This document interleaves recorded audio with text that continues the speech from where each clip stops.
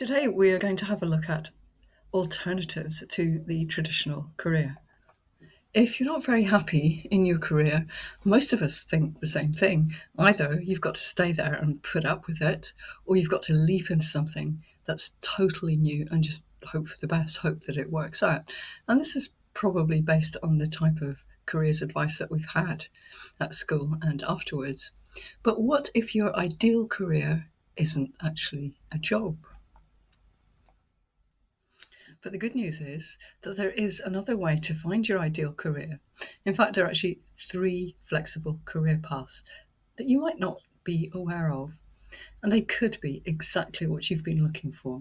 So let's take a look at what they are. We'll start with a quick overview.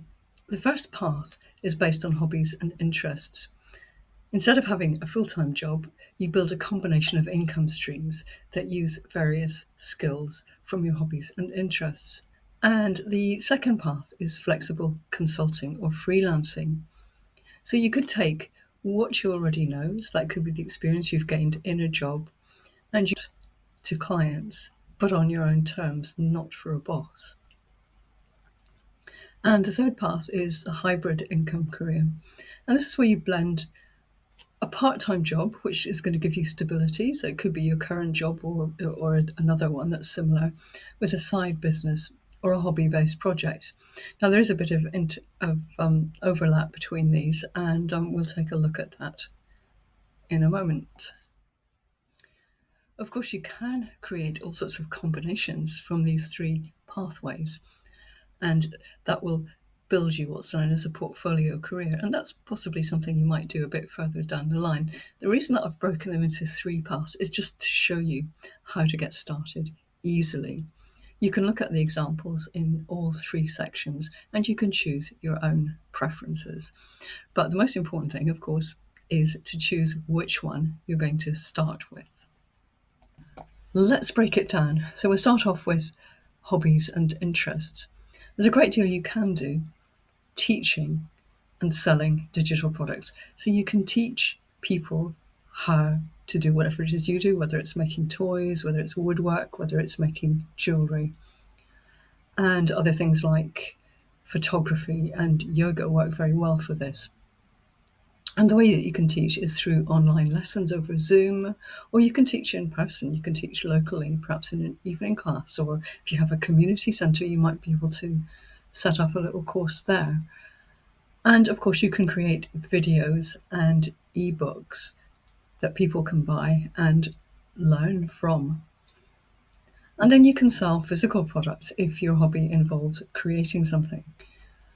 Crafts that you make yourself, so jewellery, candles, knitted garments, toys, woodwork, all sorts of things that you can do. You can either sell them in a local market, you can even consider taking them to gift shops and offering them sale or return, or you can sell them online. And another option is another option is print on demand, which is a bit easier to do because although you're selling physical products, you don't actually have to have any physical products in your house and you don't have to send them out. And this can be done with, say, t-shirts, mugs, all sorts of things. There are sites that are specifically set up to do this, and you just have to sign up, create your designs, and then upload them to whatever it is, whether it's mugs or t-shirts or whatever, and then the company will do the rest for you.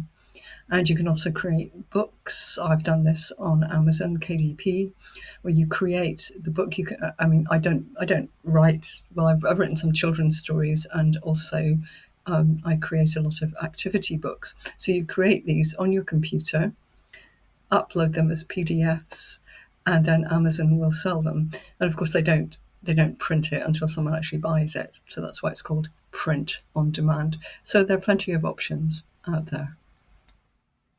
And then take a look at your other hobbies. Perhaps you're a performer. If you're part of a group, classical or rock, perhaps you can sing at weddings, all sorts of things you could do. And you might like to combine this with teaching people how to play your instrument, teaching them how to sing, or whatever it is. And then there are plenty of services that you could offer, things like gardening, home organisation and decor, cooking and meal planning. This is just a few, there are loads more.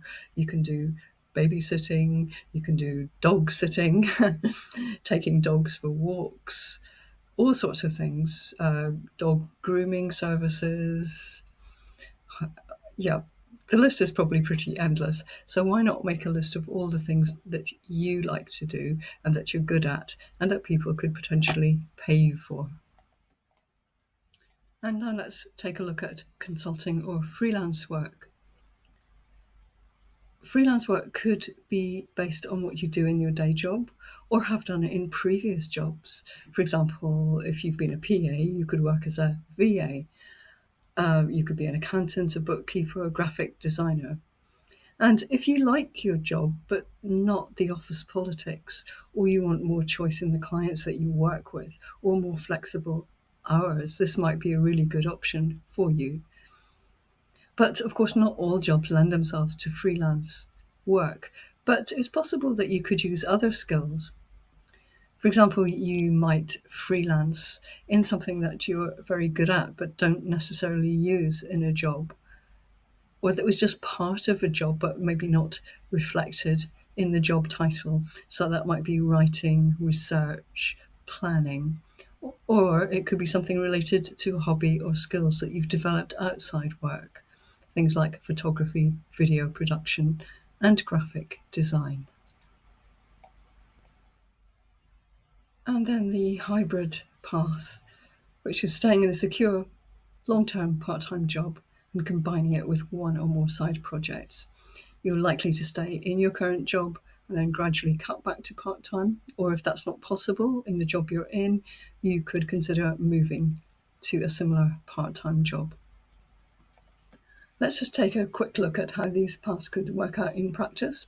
We've already talked about the different things that you could do with hobbies, such as creating crafts and teaching people how to make them, and how you might also like to sell them. It's probably a good idea to just choose one of these different options to get started with. So whichever one seems easier. Is it easier to sell something at a local market, or is it easier to create videos to get people interested in it online and then to create a course or to create an ebook? And another possibility, if you've got more than one hobby that people would pay you for, you could mix two or even more. For example, if you're a musician and trained in yoga, you might play at weddings or other events, you might teach an online course, and you could also teach yoga perhaps through videos. So there are lots of options, but again, start with one and add the other one in a bit later. You want to test one out to see how it goes. And we'll talk a bit more about that later. As a freelancer, you would be self-employed, offering your skills or services to your clients on a project, hourly, or retainer basis. So rather than being employed full-time to do whatever your skill is, you would work with different individuals and possibly companies, and some of them might give you quite long-term work. And I mean, there are lots of different ways that this can be done. For example, a social media manager, hairdresser who sets up a mobile salon, or a chef who offers private catering. And these are things that you might do in your spare time on a very small basis to start off while you're still working in your full-time job. Everyone's experience will be different, and it's impossible to say how quickly this will take off. It's going to depend on an awful lot of factors. But once you've got some experience, you could expand, you could look at cutting down the day job or finding another part-time job. And then you might also be able to branch out into related services, expand your client base through networking, or you could specialize in a particular niche to stand out. So there's quite a lot to think about and quite a lot of possibilities for developing this. The hybrid option is a great place to start. And in fact, it's probably where most people will start, because most people can't afford to just leave their job and launch into self-employment. So you're likely to keep your job and then choose something from either the hobby and interest section or the freelancing. And it's probably easiest to choose something that you can actually do quite easily in the evenings or at the weekends, something that you can do in a few hours a week.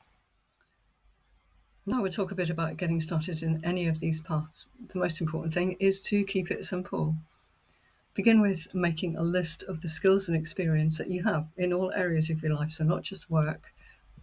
Go to your hobbies and anything that you've ever done or organised. I mean, there's lots of things that we do that we don't really think of as skills because they come naturally to us, or they're just part of our job as a parent or a brother or sister, aunt or uncle. And write them all down and then think about how you could make money using them. So you've got to get to one idea, one simple idea that you could start and that you could start right away. And once you've chosen your idea, you want to create a plan to get started. Now, if you're stuck, I have a free list of ideas to inspire you and also a worksheet to help you set up this plan. The link is in the description and it's completely free. The first stage of your plan is to choose that one simple idea.